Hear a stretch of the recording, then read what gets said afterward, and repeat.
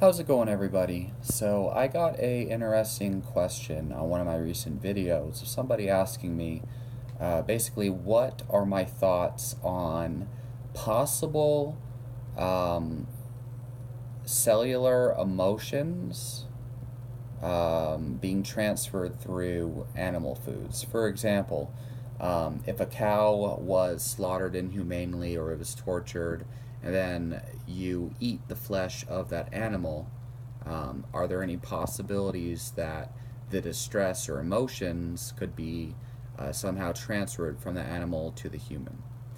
And so here's my answer to that, okay? Because, okay, so first of all, I could totally understand why a lot of people would look at that comment and think it's some kind of woo woo spiritual type of nonsense.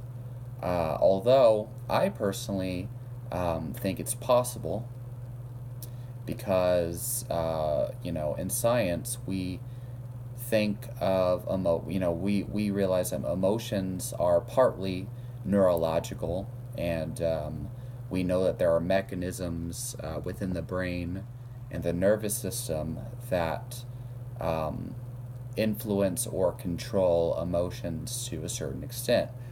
However, where emotions are actually like physically located, because we can feel emotions, but where are they located in the body? That's a different story. Okay.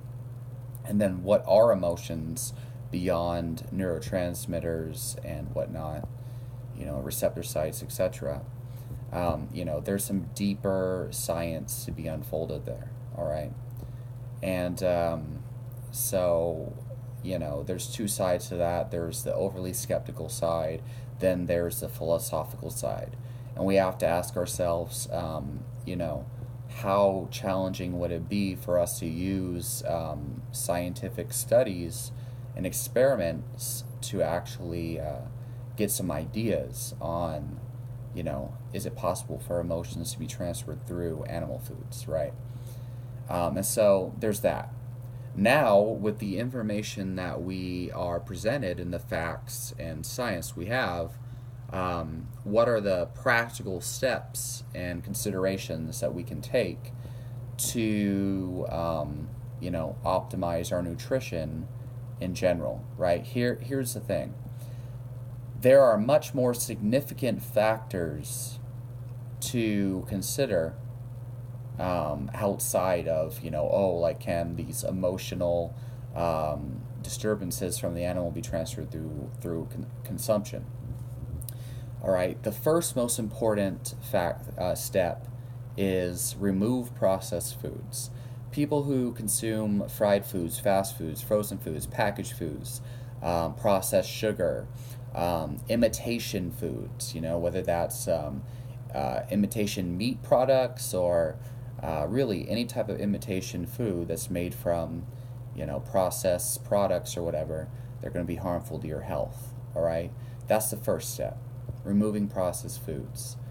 The second step is removing food intolerances. Okay, a lot of people think like just because they don't break out in hives or have Crohn's disease or have celiac disease, they think that they have no food intolerances or they're not getting problems from gluten or beans or dairy or something like that. But the fact is, there's a lot of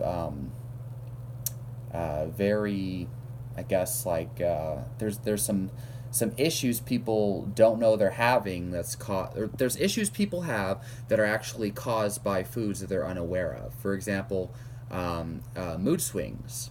All right, people don't understand dairy can cause mood swings. I know this for a fact. Even though I do eat animal products, I don't eat dairy because anytime I have milk or dairy, especially in significant quantities, I begin having terrible mood swings.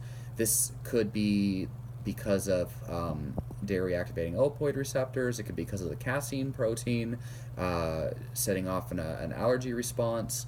It could be because of the hormones in dairy. It could be many different things.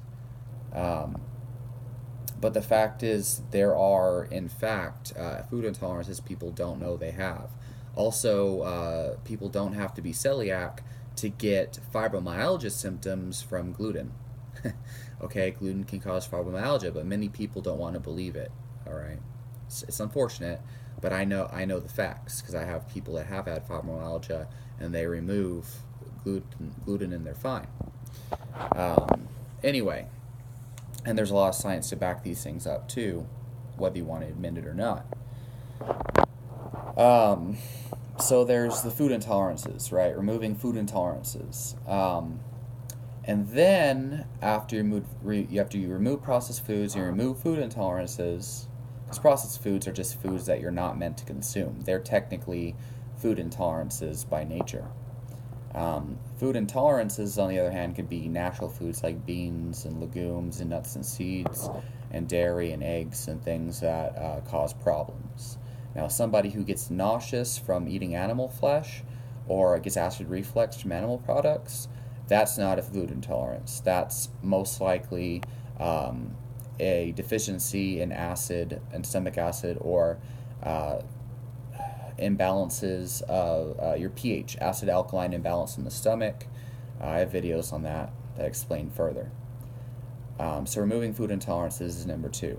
Number 3 is optimizing nutrient ratios. Okay, that means some people do better on higher fat, lower carb. Some people do better on higher carb. Some people do better with a lot of protein, lower fat, and lower carb. Okay, different ratios work for different people. And the other side to that is different sources. Okay, some people cannot effectively convert plant source of nutrients to the active forms in the blood.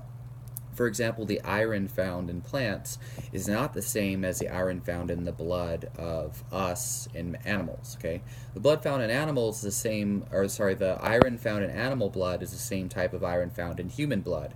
You don't need to convert heme iron when you consume it from animal products. However, consuming iron found in plants can be a whole nother story. So for some people, they'll notice that they develop anemia unless they get iron from animal sources. But many people can do just fine on a plant-based diet and getting iron from plants, okay? Depends on the individual. Same thing goes for protein. There are huge differences between the amino acid conversion and bioavailability of plants compared to animals, and many people actually have genetic variations that make that process even more individual. Okay, so nutrient ratios and sources. So the third, or is it the fourth? The fourth thing to consider is quality.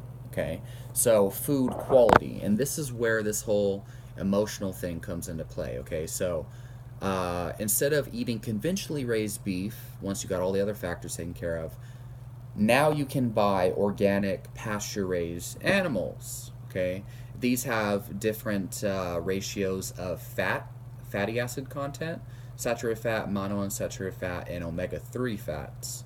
Different ratio compared to conventionally raised. They have different types of polyunsaturated fats. Conventionally raised animal products have more polyunsaturated omega-6, whereas organic pasture-raised has more polyunsaturated omega-3, which is anti-inflammatory. And then there's things like hormones being added to the food, pesticides, herbicides, genetically modified organisms, and then at the very last of the list, if you really want to dig deep, there's the emotional, cellular transference, or whatever, the spiritual essence of an animal that we don't know for sure, but we only can like suspect might be feasible, right? Maybe it's something to consider. We don't know, but maybe, possibly, the spirit of the animal can be transferred through food, right? But that's at the very end of the list, okay? You should be focusing on the main things that are going to make a significant impact over the course of your lifetime, okay? If the animal was abused in its lifetime and you eat that flesh, you're probably not going to be abused because of it, and you're probably not going to feel a huge significant impact on your emotions compared to if you have a food allergy to dairy and you have mood swings. So leave your questions and comments down below and let me know what you think, and I'll talk to you soon.